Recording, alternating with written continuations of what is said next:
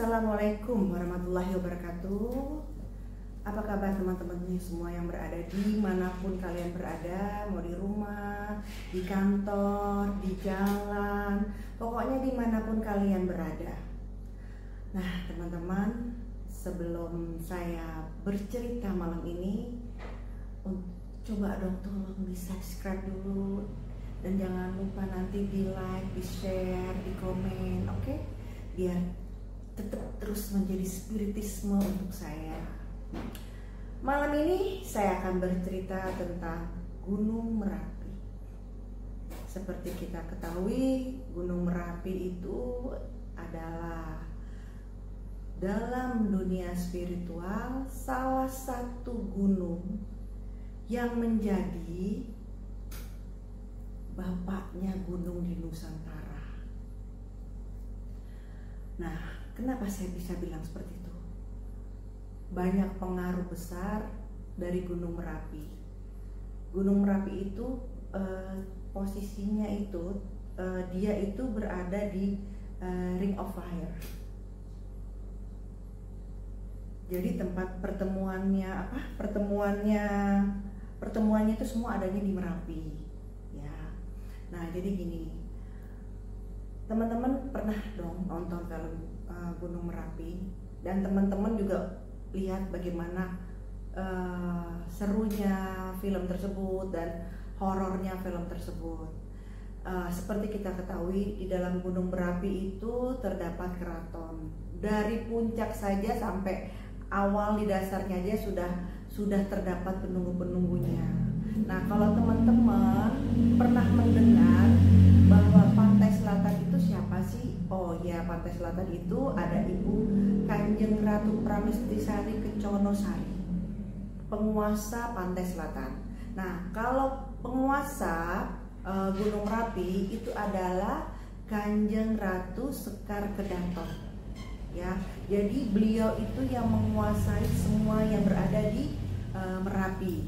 Oke. Nah, sebelum kita mencapai ke puncak Merapi, ya, kita di bawah dulu. Saya akan bercerita dari keraton-keraton yang berada di Gunung Merapi. Di bawah itu terdapat leluhur namanya Eyang Wolawali. Eyang Wolawali itu biasanya beliau itu bertugas dan sering menyerupai atau menyamar sebagai penduduk di daerah setempat. Untuk apa? Beliau adalah tugas memberitahu kepada para pendaki gunung bahwa Gunung Merapi ini sedang tidak baik, atau Gunung Merapi akan terjadi badai, atau Gunung Merapi akan terjadi bencana. Biasanya Eyang Wolawali ini yang akan memberitahui penduduk setempat. Jadi dia biasanya tuh suka menyamar menjadi tukang yang cabut-cabut, ya pokoknya tukang cabut tanaman di sana. Dan biasanya beliau yang mengasih himbauan, contohnya kepada sesepuh yang berada di lingkungan Merapi. Nah, itu biasanya sudah di warning oleh Eyang Wolawali. Kita dari dasar dulu ya. Nah, untuk tadi saya udah bilang kalau di selatan itu kita punya penguasa Pantai Selatan itu adalah Ibu Kanjeng Ratu Pramestisari Kenconosari. Beliau adalah penguasa Pantai Selatan. Jika Gunung Merapi sama, yang menguasai juga wanita itu. Nah, beliau adalah Kanjeng Ratu Sekar Kedaton, ya. Nah, di dalam lingkungan Merapi itu juga terdapat Eyang Merapi. Nah, Eyang Merapi ini juga salah satunya yang menjaga bagaimana di dasar magma, posisi magma itu beliau lah yang menjaga Eyang Merapi. Nah, itu saya bilang tadi. Jadi banyak sekali leluhur-leluhur yang berada di sana, dan di sana pun terdapat makam. Jadi napak tilas dari bapak dari para wali Allah atau wali songo.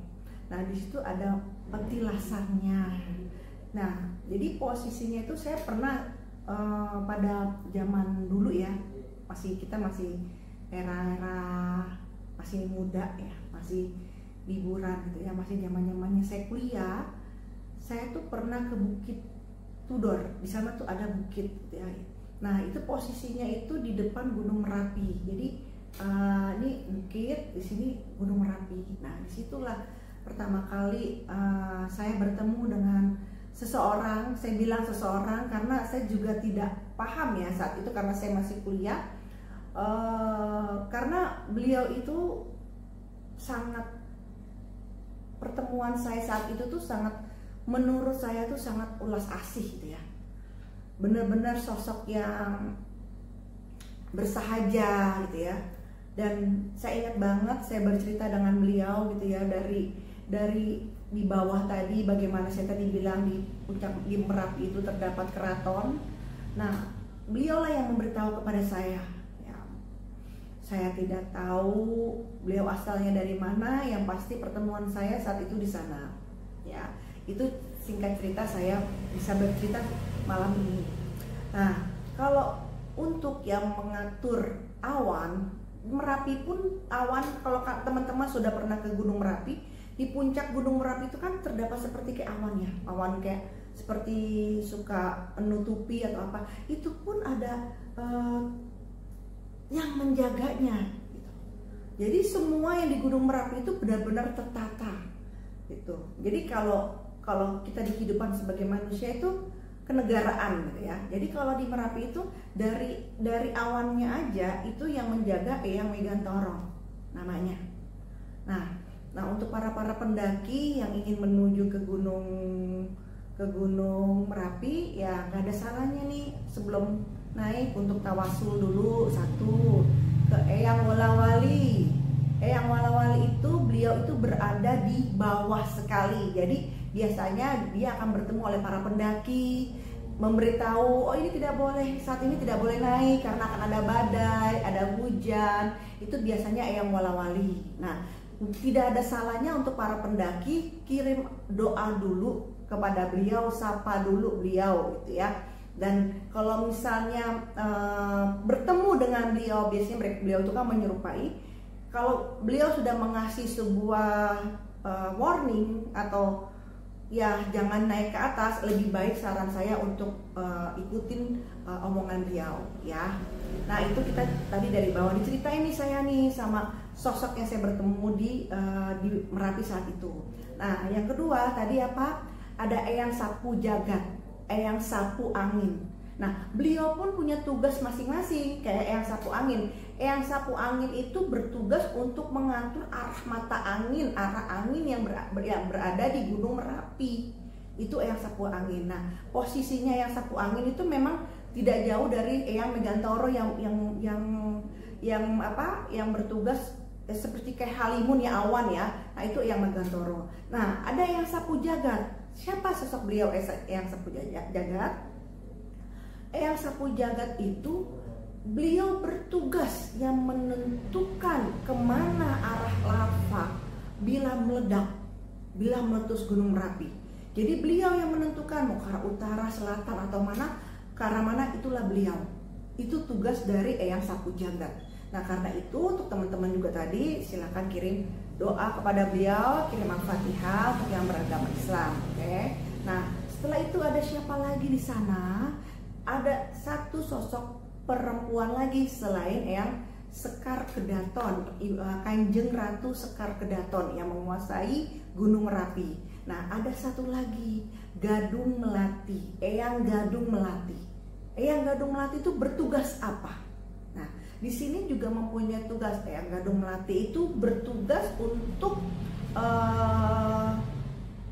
jadi di Gunung Merapi itu kan juga terdapat goib-goib wanita ya, yang enak dilihat atau yang tidak ada yang dilihat. Nah itu adalah yang mengatur semua itu adalah Eyang Gadung Melati.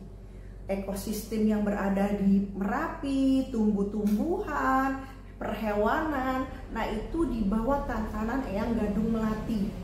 Jadi sangat banyak sekali nama-nama tokoh yang berada di Gunung Merapi ya, itu Eyang Gadung Melati. Nah, ada lagi teman-teman, Eyang Rama dan Eyang Permadi. Nah, Eyang Rama dan Eyang Permadi ini tugasnya apa sih, Teteh gitu ya. Nah, beliau itu bertugas untuk mengatur para goib lelaki yang berada di sana, dan kedua, pasukan beliau itu adalah banyaknya Gundruwo. Nah, gini teman-teman, Gundruwo gunung dengan Gundruwo yang ada di sini itu sangat berbeda. Mohon maaf nih. Jadi kan kalau kita pasukan kepolisian ada Brimob gitu ya, ada Densus, ada Pampres atau ada apa. Begitupun di dunia pergoipan nih, atau tuh di dunia Gundruwo. Nah, Gundruwo yang berada di Gunung Merapi itu berbeda dengan yang ada di sini. Nah, itu yang mengatur adalah Eyang Permadi dan Eyang Rama. Ya, itu beliau yang mengatur semuanya. Jadi semua tokoh-tokoh itu mempunyai nama dan mempunyai tugas di sana, gitu. Nah, ada satu lagi yang perlu teman ketahui, bahwa Gunung Merapi itu berhubung dalam satu titik dengan arah pantai selatan, dan ada yang menjaga juga, ya. Jadi gini ceritanya. Ibunda Kanjeng Ratu Pramestisari Kenconosari, beliau itu dekat dengan Penembahan Senopati dari Mataram. Hubungannya sangat baik, silaturahminya sangat baik. Nah, Eyang Penembahan Senopati Mataram, beliau mempunyai abdi kinarsi, ya. Beliau itu bernama Eyang Kunci Alam, ya. Jadi bukan Eyang Kunci Alam, Eyang Juru Taman, ya. Beliau itu adalah abdi kinarsi dari Panembahan Senopati Mataram. Nah, suatu ketika Ibu Kanjeng Ratu Pramestisari Kenconosari memberikan sebutir telur kepada Eyang Kunci Taman, ya, dikasih nih, disuruh makan teman-teman. Nah, ketika beliau makan, beliau berubah wujudnya menjadi raksasa yang sangat besar, ya. Otomatis lah namanya raksasa pasti besar, nggak mungkin raksasa itu kecil, ya. Nah, raksasa ini bertugas yang menjadi penghubung dari Gunung Merapi yang menuju ke arah selatan, ya. Nah, itu yang menjaga adalah sosok raksasa, menjaga keseimbangan hubungan Merapi dengan selatan, gitu. Nah, itu adalah dari abdi kinarsinya Eyang Penembahan Senopati Mataram. Karena kesetiaannya kepada Eyang Senopati Penembahan Mataram, beliau dikasih telur oleh Ibunda Kanjeng Ratu Pramestisari Kenconosari, Ibunda Kanjeng Ratu Kidul, ya. Jadi sangat banyaknya nama-nama tokoh keraton yang berada di Gunung Merapi. Dan memang Gunung Merapi itu termasuk salah satu gunung yang mempunyai sebuah, kalau bahasa saya itu sebuah kekuatan, ya, yang berada di Jawa Tengah. Jadi dia berada selama di Nusantara ini, salah satu gunungnya itu adalah Gunung Merapi, ya. Nah, kembali kepada Eyang petilasannya, Eyang bapaknya dari para wali Allah atau para wali songo.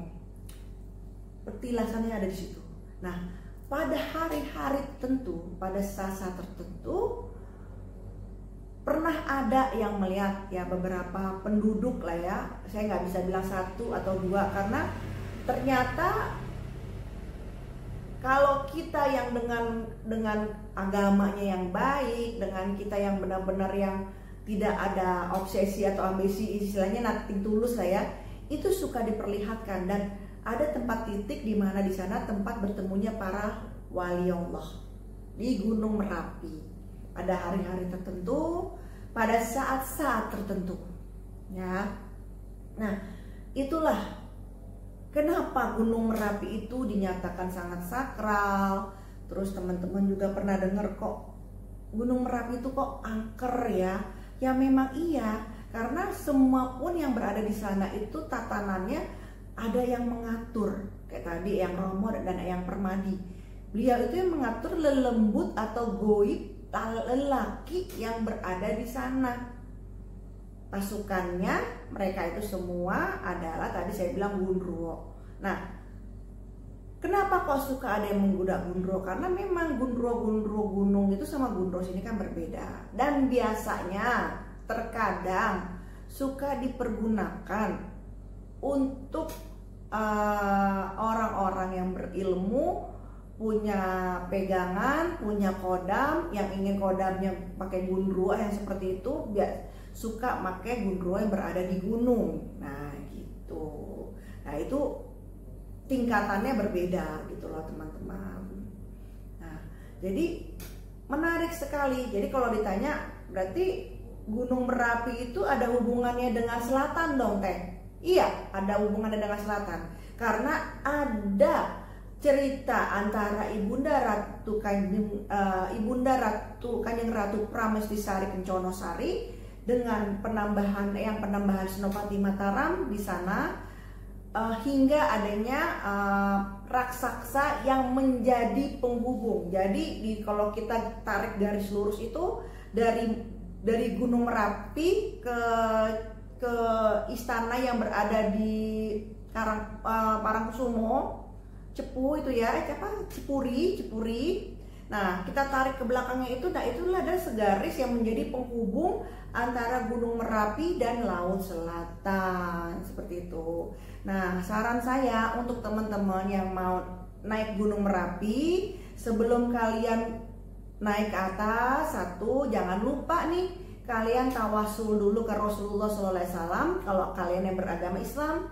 Dan kedua, kalian tawasul ke Eyang Wola Wali, ya, karena beliau yang menjaga di dataran paling terbawah. Oke. Nah, baru setelah itu kalian tawasul kepada Kanjeng Ratu Sekar Kedaton yang menguasai yang menjadi ratu di Gunung Merapi. Nah, ketiga, kalian tawasul dulu kepada Eyang Megantoro. Siapa beliau? Beliau itu adalah yang mengatur awan yang berada di atas Gunung Merapi. Nah, kadang-kadang kan suka tertutup gitu. Nah, itu adalah Eyang Megantoro. Ini catat nih untuk kalian semua ya. Nah, lalu jangan lupa untuk kalian tawasul juga ke Eyang Sunan Merapi ya, karena Eyang Sunan Merapi juga penguasa, istilahnya beliau itu tangan kanannya Eyang Sekar Kedaton, Kanjeng Ratu Sekar Kedaton, Eyang Sunan Merapi. Oke. Nah, setelah itu kalau kalian sudah tawasul itu semua, kalian udah menuju ke atas atau apa gitu, dalam perjalanan seandainya kalian diganggu, selain kalian berdoa kepada Allah Subhanahu wa taala, kalian jangan lupa sapa Eyang Rama Permadi, Eyang Gadung Melati. Nah, sapa, karena beliau inilah yang mempunyai kuasa atas penunggu-penunggu yang berada di Gunung Merapi ya. Mau penunggunya yang serem atau yang mukanya enak dilihat, itu yang mengatur itu semua tunduk kepada beliau gitu loh. Jadi tugasnya tuh bener-bener tertata tuh. Jadi saya bilang, kalau misalnya ada yang nanya nih, Teteh, keratonnya posisinya ada di mana gitu ya. Nah, saya nggak bisa ngasih tahu titiknya di mana keratonnya tersebut, karena ya kembali kan semua itu punya rahasia ya. Jadi saya tidak bisa memberitahu. Nah, itu adalah sebuah kenangan, sebuah cerita yang pernah saya bertemu dengan sosok kakek-kakek ya di Merapi, dan beliau bercerita itu kepada saya. Saya sebenarnya datang ke sana cuma pengen tahu sejarahnya Merapi gitu ya, tingginya berapa gitu kan. Ya standar, tapi ternyata beliau bercerita dengan dengan luar biasanya menurut saya, sampai memberitahu nama-namanya. Dan saya berpikir saat itu, oh ini gunanya nih untuk apa gitu ya. Ya saya pesan, saya hanya catat ya, saat itu saya catat. Kan kalau dulu itu kan handphone nggak kayak sekarang WA gitu kan ya. Akhirnya saya punya buku gitu ya, saya catat semuanya. Dan saya pikir oh mungkin ini suatu saat ini akan berguna buat teman-teman yang berada di manapun yang mau naik gunung gitu ya. Tapi setidaknya saya sudah catat nama-namanya itu. Dan perlu teman-teman ketahui, salah satu yang menjadi leluhur di sana pun saya kirim Al-Fatihah, terutama khususnya ketika saya menginjak tanah Yogyakarta, seperti itu. Nah, ada kejadian. Jadi ceritanya ini saya tuh lagi main ke Jogja. Sebenarnya bukan main, tapi saya ditugaskan ke UGM dari kampus saya, ya. Nah, sampai saya di sana, saya dijemput oleh supir ya dari UGM. Lalu saya menuju ke UGM. Nah, setelah menuju ke UGM itu kan pulang nih. Saya tuh ngerasa kok, saya bilang gini, saya tuh kayak mendapatkan sebuah informasi ya, tapi tidak berwujud. Akhirnya saya ngomong nih sama supir, Pak, saya bilang gitu, kok saya di Jogja tapi ngerasa kok Jogja kok kayak kota mati ya, ada apa? Saya bilang gitu kan, kok seperti kayak mau ada sesuatu yang besar gitu ya. Saya mendapatkan sebuah pesan seperti itu saat itu di mobil gitu kan. Nah, akhirnya berceritalah nih si supir ini tentang kejadian di Jogja, dan saya sangat sedih saat itu mendengarnya. Tapi saya tidak mau membahas sekarang karena akan menyangkut kepada hal-hal lain. Jadi yang pasti saat itu saya sedih mendengarnya. Nah, singkat cerita, saya pulang naik pesawat, lalu saya mendarat. Tidak lama kemudian terdengarlah Gunung Merapi meletus, dan tempat yang saya tinggalin di situ kan saya dikasih kamar ya. Itu ditempatkan, saya sempat di bawahnya tuh sempat pijit ya kan di hotel. Nah, itu tempat yang saya di situ tuh kena dari efek Merapi juga. Jadi masya Allah ya, saat itu saya dikasih petunjuk seperti itu gitu loh. Nah, itu ada tugas-tugasnya tadi seperti yang sapu angin. Jadi ketika Gunung Merapi ada keceriaan, istilahnya lagi ada acara atau ada apa hal gitu ya. Nah, angin itu yang menentukan yang sapu angin tuh dia mau ke arah mana nih? Mau ke arah timur kah, mau ke arah utara kah, mau ke arah selatan nih. Dia nih yang beliau nih yang sapu angin gitu loh. Nah, kan lava turun tuh.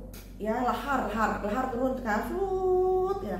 Nah, itu yang menentukan yang sapu jagat gitu.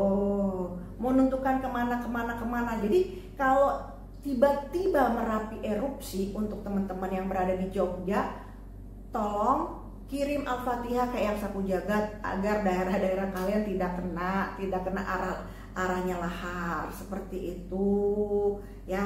Nah, jadi kita itu hidup di dunia itu bukan tentang hanya manusia aja. Saya selalu bilang kayak gitu, bahwa kita hidup di dunia itu ada